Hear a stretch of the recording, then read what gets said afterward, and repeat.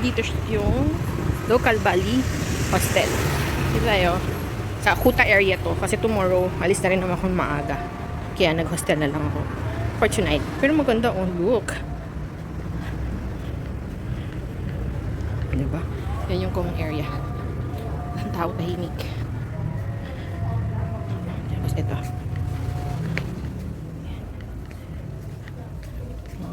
Meron pong ano. May pool. Kasi actually yun yung room namin. Entrance. Ito yung reception. Umalis lang siya kasi may hinatid siyang guest. O, di ba? Kung gusto magtrabaho, pwede.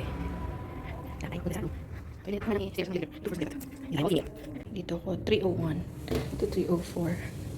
301 ako, so sa babang ano. Tapos ito ang toilet and shower. Hi.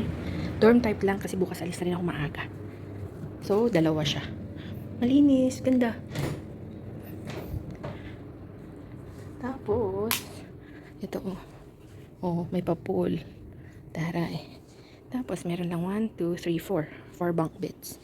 Tapos, dito tayo sa baba. Ang laki. Maluwag. Tapos, I only paid 200,000 IDR for one night. Sulit. Sulit siya. So, yun lang. Bye.